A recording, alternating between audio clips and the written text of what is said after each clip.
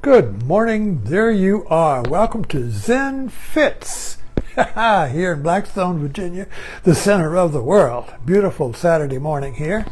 And title of this talk is The Dance of Shiva. The Dance of Shiva. Nataraj. You know, and we see this statue here everywhere. People, you know, when you look at somebody's in their living room, you look at people's house, they may have this statue here. Maybe they're doing a podcast, they're doing a talk, you know, and on the shelf behind them there's this Shiva, Nataraj.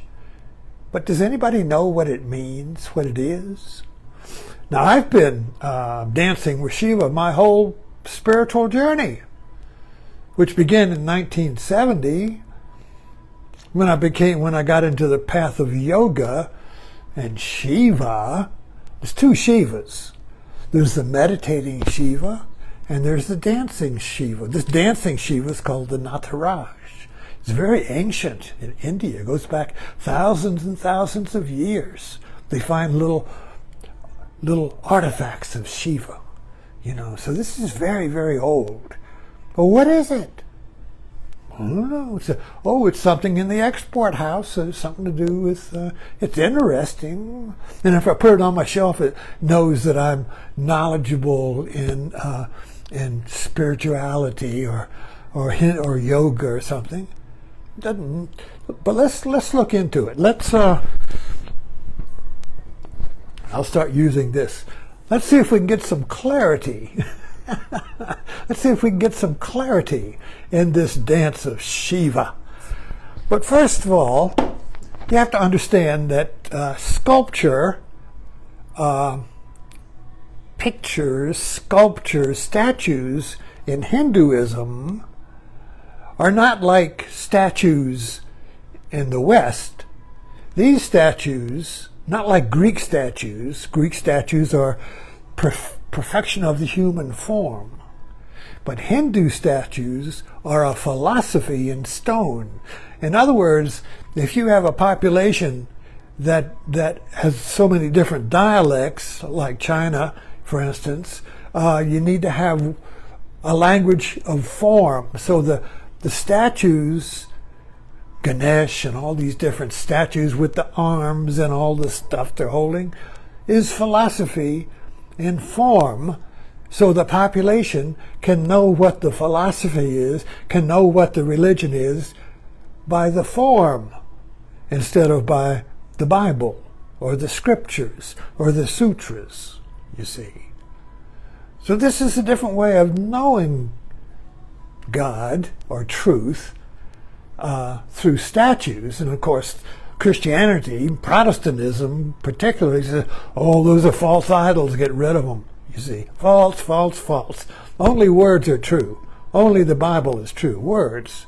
Truth is in words. In India, truth is in form. Truth, and this is a different way of communicating. And I might add, this is the original way, and learning by words has just been added this last couple of hundred years. You see. Before the printing press was invented, everything was form, art. We learned by art, by form, by paintings, by dance, by storytelling. Then the printing press came, and now the truth is in a book. Got to read a book, you see. Anyway, I digress. What is this dance? Let's look at this a little closer. There we are, okay. Now, first of all, you see, this is a dance in a circle of fire. And this is a dynamic dance. This is not the fixed dance. He's not frozen in time.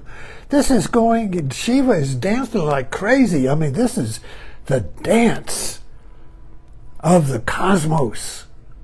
Here he is dancing it's like dancing in the atomic bomb. In fact, I would associate it with the atomic bomb. An explosion of light. It's also an explosion of opposites. And it's an explosion of death and creation.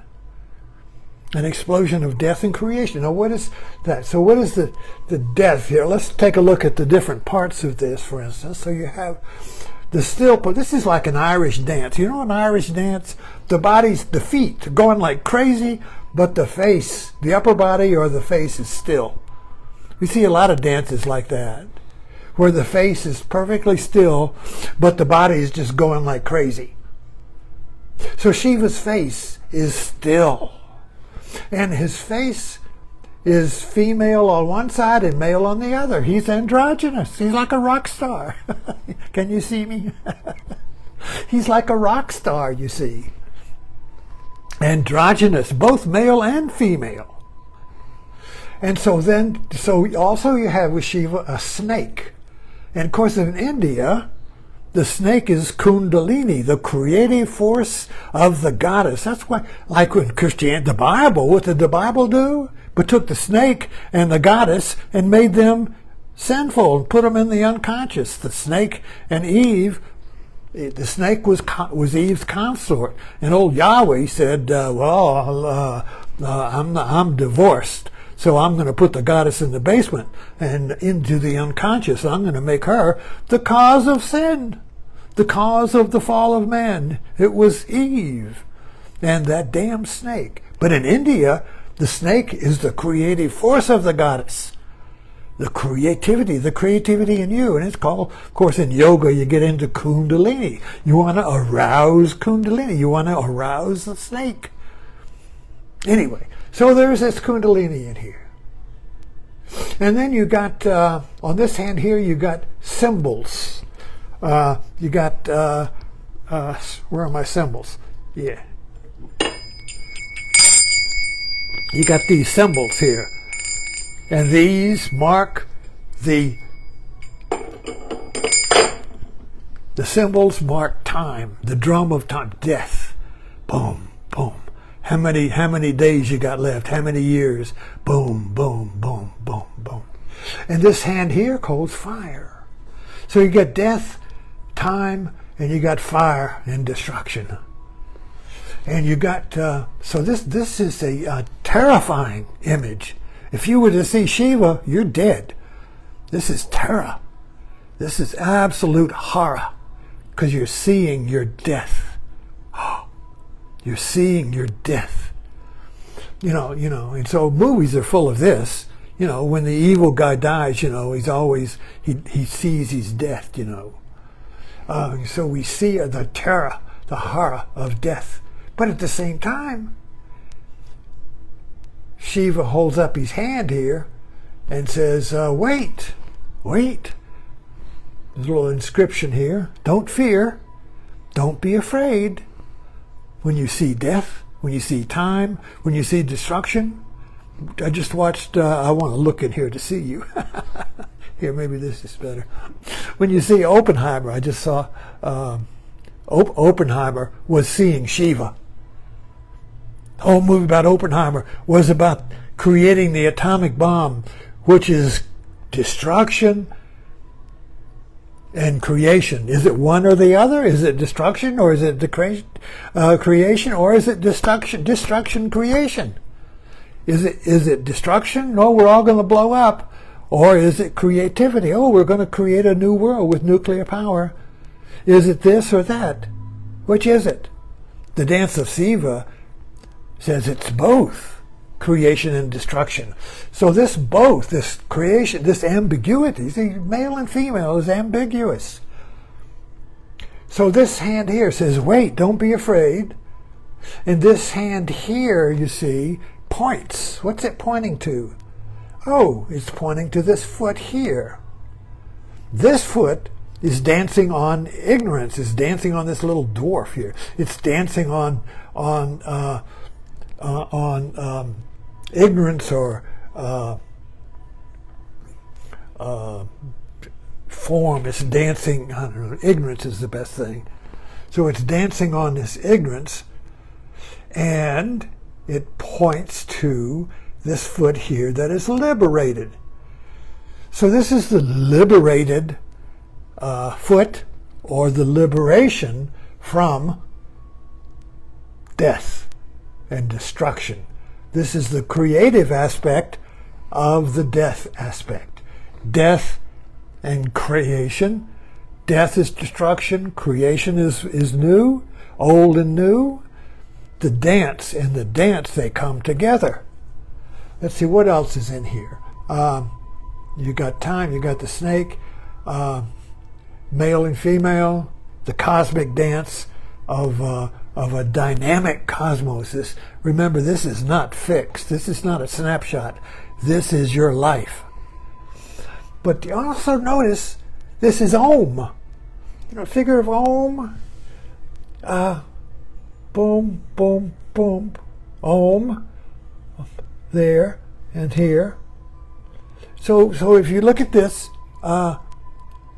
it is also Om. And you notice with the prayers or mantras in Sanskrit, it always starts with Om and it ends with Om. Om, and then you do the sound, and then it ends with Om. So Om, sound, Om, you see. It's like Amen, you know.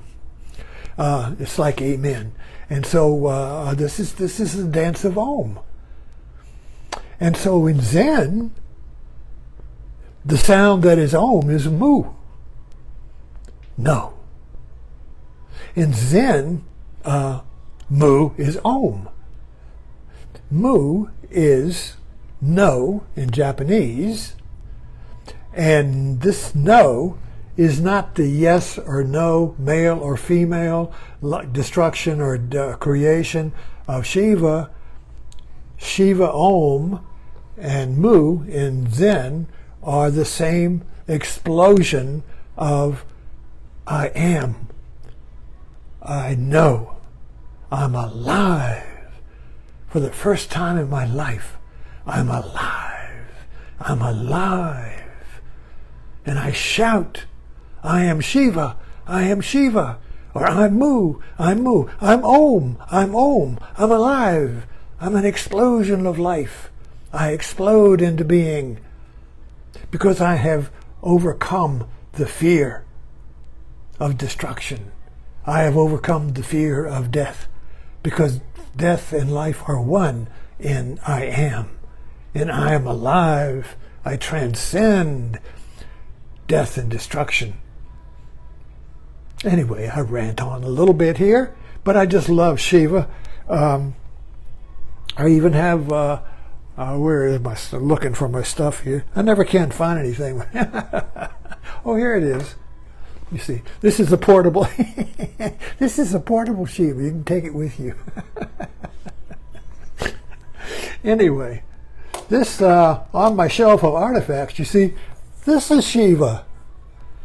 You can find Shiva anywhere. This is, a friend of mine had an ostrich, and he gave me an emu, and he gave me this egg. I said, oh, that's Shiva. That's breaking out. That's I'm being born. That's I'm alive. I am death and destruction. You see, death and destruction is beyond death and destruction. Shiva is beyond death and destruction.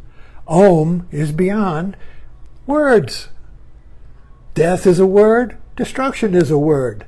Oh no, which word is true? It's all words. The dance is beyond words. You know this. You go to a dance. You don't think about that. If you start thinking about your dancing, well, then you are standing on fear. You see, if you start thinking about, oh, what are people looking at? Am I foolish? Are people am I embarrassing? You see, now you're caught in the word, you see.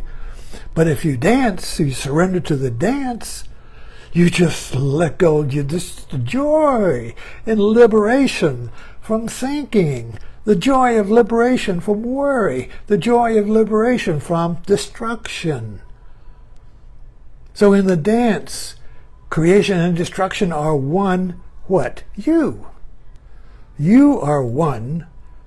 Both creation and destruction, male and female, still and active, passive and active, all of these opposites, which are words. Shiva trapped in words, you see. When you are Shiva, when you are Om, when you are Mu, You are liberated from the pairs of opposites, which are words. I am is freedom from words and thinking and being conceptualized and being frozen in time and words and worry and confinement and being imprisoned in the dictionary or the Bible or the philosophy. All of these books of words, you see. You are free in the Dance of Shiva. The Dance of Shiva. Anyway, as you can see, I get kind of passionate about this. Thanks for dropping in.